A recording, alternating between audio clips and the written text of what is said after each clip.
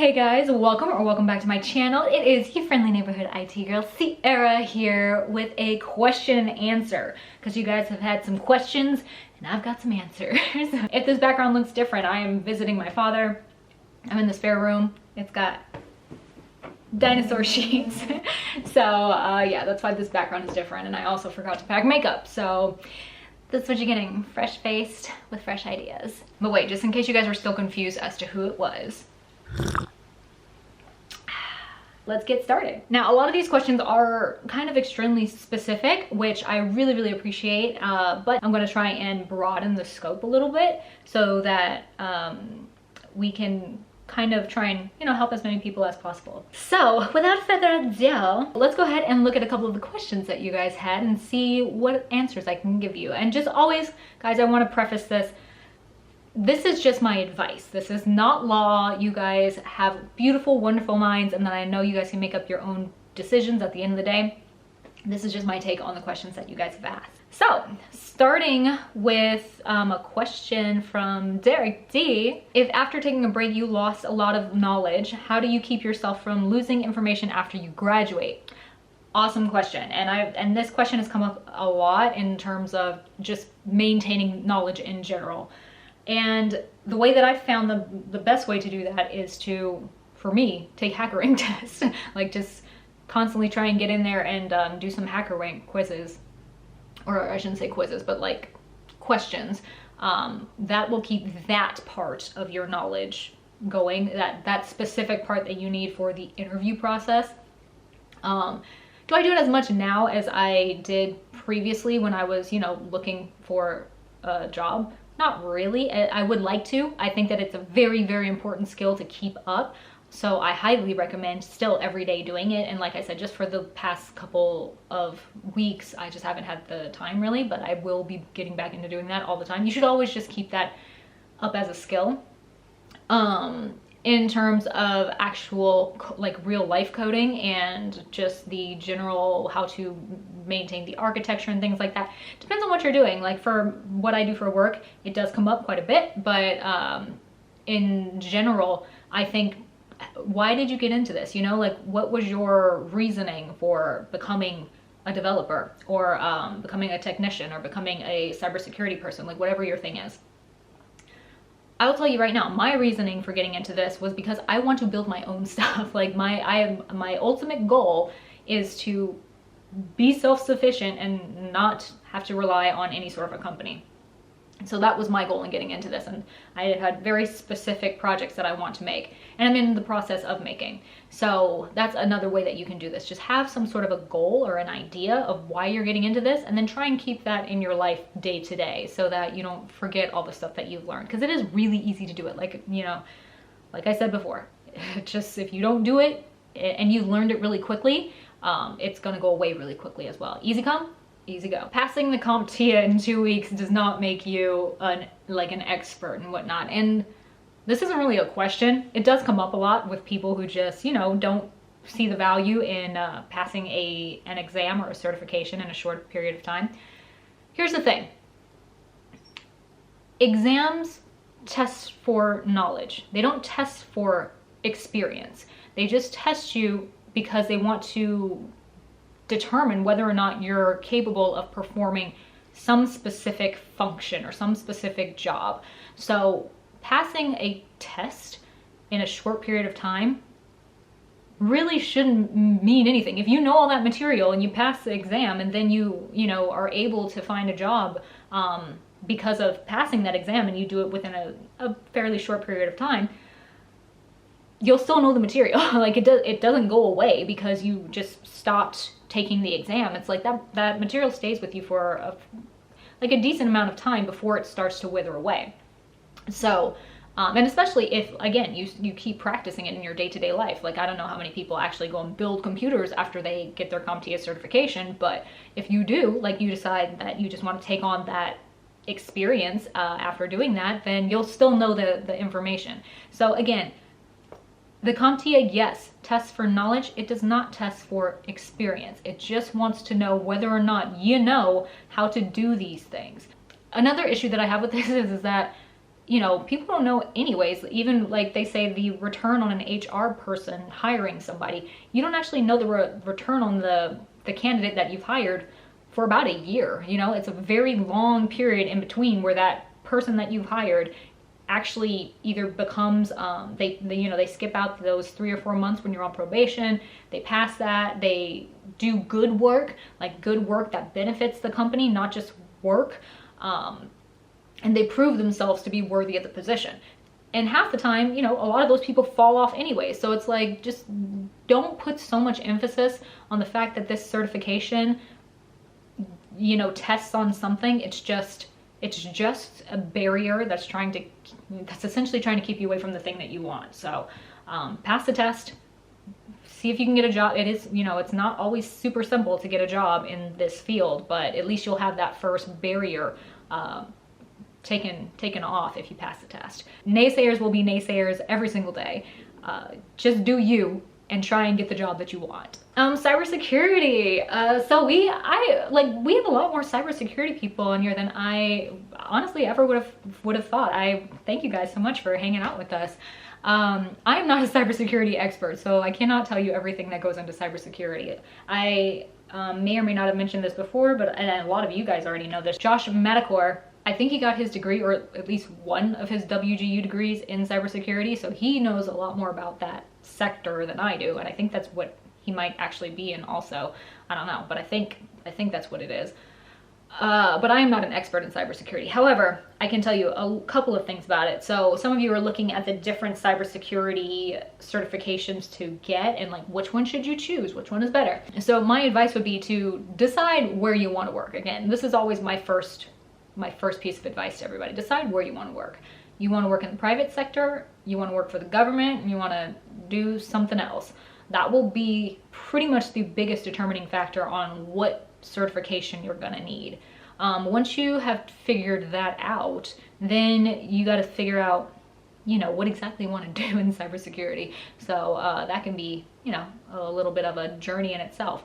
But to compare a couple of them, because some of you guys have, we have Guillermo AI. I think that's an AI, not an owl. But if it is an owl, let me know.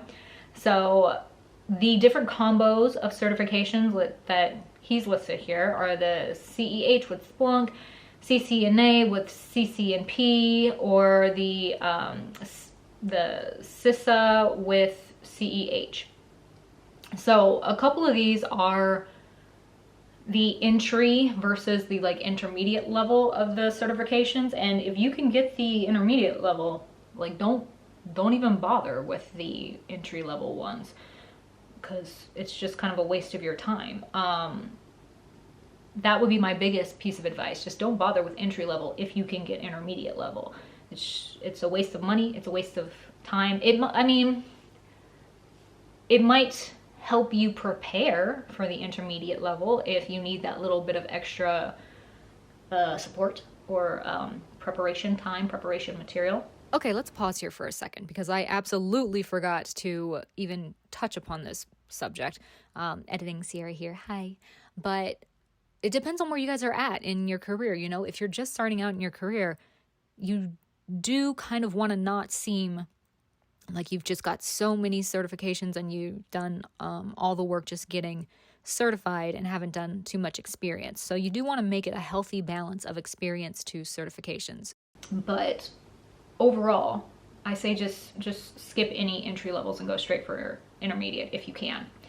And that will obviously that'll differentiate you from not only the people who don't have certs, but then from the people who only have the entry level certs. So it really won't do too much of anything if you just put in that you have both. I mean, I guess I can see where you're coming from, thinking of like application algorithms, but at the same time, again, if you have the intermediate one, they probably have listed the intermediate one into their screening system, so you should be fine if you have the better version of the certification that they're looking for. Notes. So you guys, I've told a couple of you guys this, that I don't really take notes, mostly because I don't go back and look at them. Like if I were to take notes, I probably wouldn't revisit them at any point in time. So I don't do notes personally very often. The only time I actually do take notes is if I am developing something, in which case I use my Rocketbook, which is in this little portfolio here, and I will kind of go over Rocketbook with you guys in a little bit. If you guys haven't heard of Rocketbook, it's this little book where you just use it any number of times, like an infinite number of times pretty much, until it starts to, you know, obviously biodegrade. But you just clean it off with water, or it comes with a pen with an eraser, so you can easily use it over and over again. You can also take pictures of whatever you're doing. So I do this for a lot of like wireframing and just generally laying out what it is I'm going to develop or what it is that I'm going to do.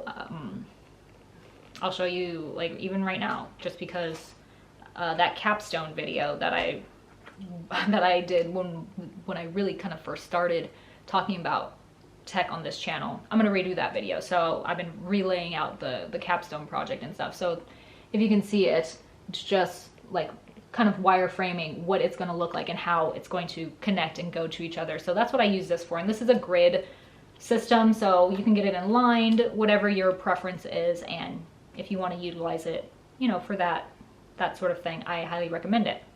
But this is how I kind of do notes. And like I said, this is more so notes for stuff that I'm planning. I don't really take notes for stuff that I'm learning because, like I said, I just don't go back to it. But I do take screenshots. So anything that I tell you guys I've seen in a video, I've usually taken screenshots of the pertinent information that comes up, like any sort of graphics, any sort of, I don't know, anything that seems like it would be useful. I mean, obviously it's going to be graphics because somebody talking, you don't know what they're saying specifically, but any sort of graphics that come up that seem, you know, important, I'll usually take notes of those. So that's how I typically take notes. I've also made a video on taking notes for some note-taking systems that I have seen, and I do think that are super useful. So if you'd like to check those out, I'll pop those up here or there and you can see those. But yeah, typically I just take screenshots of graphics. For the CompTIA 1101 and 1102, you guys have some questions as to the material for that, and sadly I mean, I didn't check right before now, so I will check when I'm done editing this video just to double check. But like last week or so, I didn't see that Mike Myers had put anything out. I had checked previously and saw that he had a couple of books coming out for the new 1101, 1102 CompTIA A+. And I linked those in my update for CompTIA video. And otherwise, unless something new has happened since I checked last, like I said, I will post that if I do see something new. But I don't think that his stuff is going to come out until next year, early next year. In which case, you know, there's a little bit of time. So if you've got this new CompTIA A+ scheduled, Professor Messer is your way to go. You can also look at the Mike Myers material for the 1001, 1002, and that can help you out. But I don't know what the specific changes are. So just keep that in mind. But yeah, it still probably has a lot of applicable information in it, but I would just recommend Professor Messer more so at this point, just because his is specifically geared towards the new one. So there's that. Okay, so the next couple of questions are some of the most commonly asked ones, and one of them being, what do I do for work? So I work remotely for a tech education company, and I pretty much do tech support, development, management, and I think that's pretty much what my job kind of comprises. But yeah, it's kind of, this is my first job in tech, and so it's kind of a broad spectrum of things that I get to do, which sometimes is fun. Other times it's kind of like, you know, it would be nice to have something where you only have to focus on one thing, but at the same time, it, like for me, because of my personality and just the way that I kind of live, it is kind of fun to bounce around to different stuff. So that's one thing I do. Another thing I do is, like I said, my ultimate goal is to run my own software development company. So I do freelance software design and things like that as well. And I have recently gone back to promo modeling and print modeling just because it's fun. Like, it's just more fun, honestly, than working at a company. And it's more, you know, when you work remotely, because all these jobs are remote, it's really lonely sometimes because you don't see people aside from, you know, talking to clients or, you know, occasionally talking to your team members and stuff like that. But overall, it can be quite lonely. And so it's somewhere that I can go to be sociable and have fun. Like it's a really fun job. So yeah, so I've gone back to doing that as well. Not all the time, but occasionally. So the next question is, it's not really a question so much. It's more so just a commonality that I see is, you know, everybody wants to be remote. And I think that that is great. I think you should have autonomy, and I think that you should be able to control what it is that you want to do with your day and your time. And I think people are way more productive when they can just do what needs to happen. They, you know, tend to get their work done and everything. So I don't think that you need somebody lording over you every single day, every single minute. But people want to work remotely and they want to have that flexibility and freedom. And so this is just something that I want to kind of make clear. A lot of companies are going back to on-site, on-premise work. Not every company is remote. Not every tech company is remote. A lot of just typical businesses have gone remote, while tech companies have gone back into on-site work. So it's not like in the pandemic, and deep in the pandemic specifically, it was a very specific sector of work that was able to be remote. It is not specific to tech anymore to be able to be remote. So just think about that when you're like, oh, I want to totally change careers just so I can have that flexibility and be able to make my own hours and do these things. You don't have to move to a totally new industry to do that. You can stay in your industry and just find a company that's now remote. In terms of certifications that will get you remote work, I can't tell you that there is one specific certification that will do that.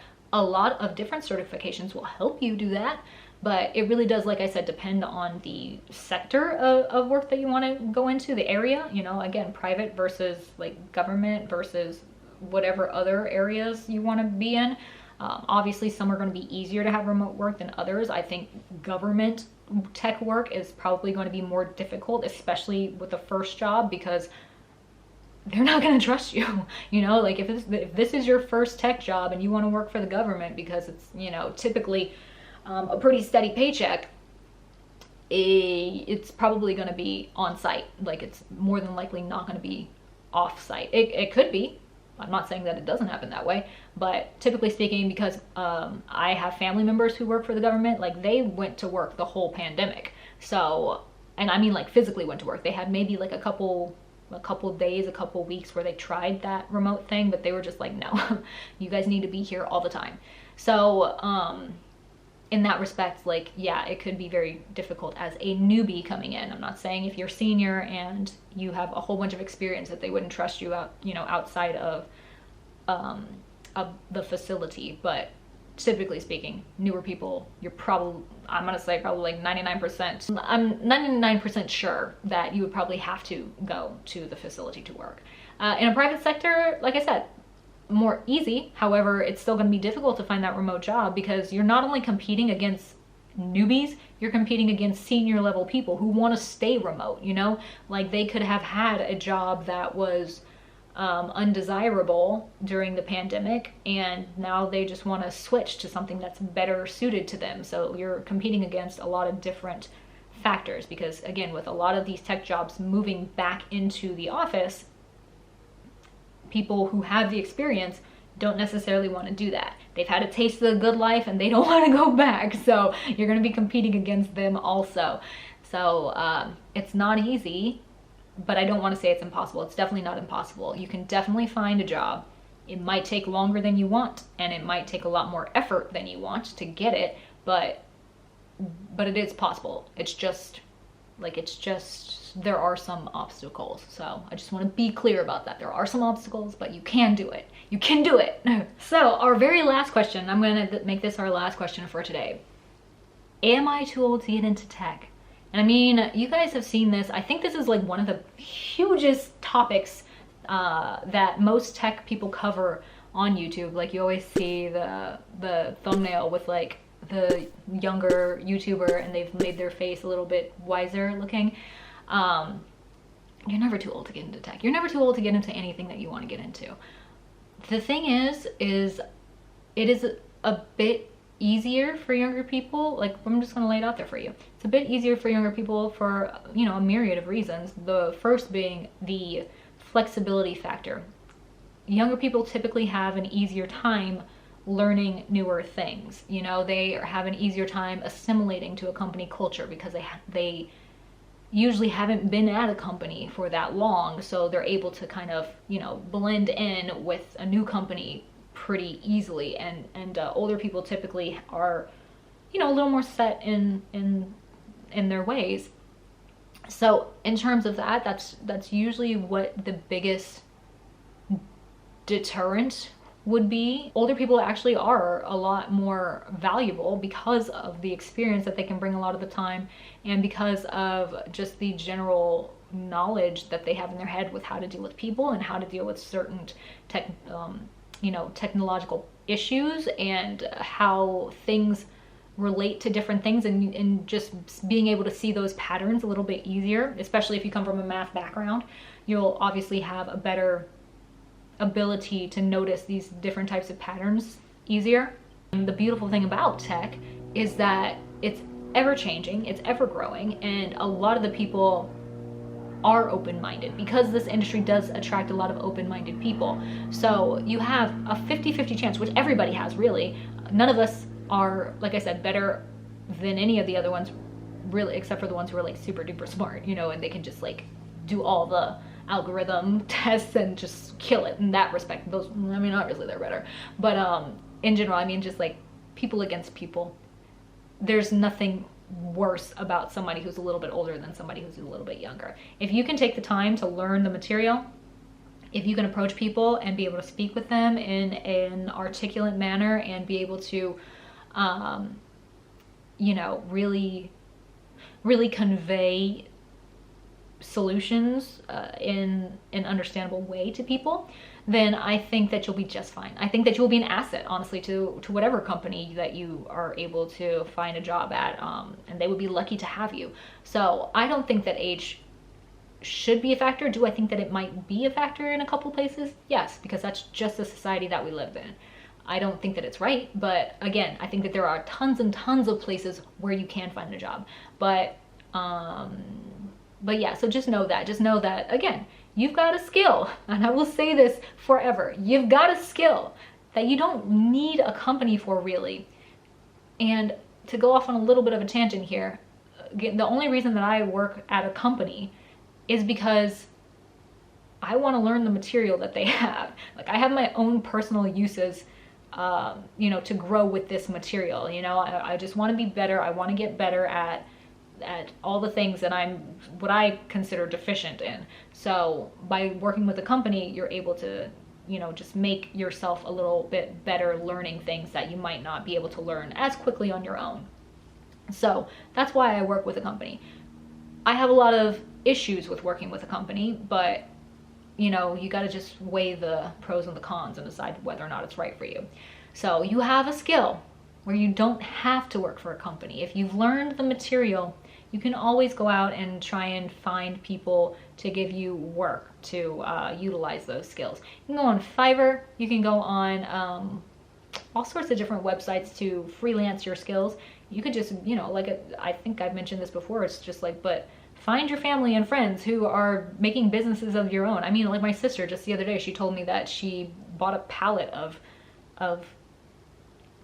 electronics. It was just like a pallet of random beauty electronics and kitchen electronics. And so she wants to start a business, you know, where she can sell those things that she bought on a pallet, which I'm like, hey, go for it. So it's like, but to do that, she either needs to, you know, list them on some place like Letgo or Amazon or whatever, and or she can have her own website to do that. So finding people in your family who are in need of some sort of technological help, whether that be taking pictures of products that they've bought and putting it online and just trying to make the SEO work for them so that people will find those products and buy them for them, that's a job. If you know, you have a family member who wants to be an influencer, they are going to need a web page. They're going to need some SEO as well. They're going to need ways for people to contact them. You know, maybe they're going to want a newsletter, or maybe they're going to want some sort of, I don't know, so all sorts of tech things. So just, you got to look around your area and see where the holes are, where you can fill where you can find work and then fill the need for that work. So I forget what the question was at this point. Dear God, I will go off on a tangent so quick. But you get my point here. You all get my point, right? You can do it without a company. So we're gonna end it there because, like I said, I'll just go on tangents. And I hope that this was beneficial to you guys, and I appreciate you so much for being with me. Give this video a like if you liked it, sub if you feel the love, and go ahead and drop down a comment if you guys have other questions. I try to respond to everybody's comments. I try to read all the comments. It has been quite a busy time these past like 2 or 3 months, but I am definitely trying to get back in and make sure that we have consistent videos for you guys. I was late this week, so I apologize. But thank you guys so much for watching.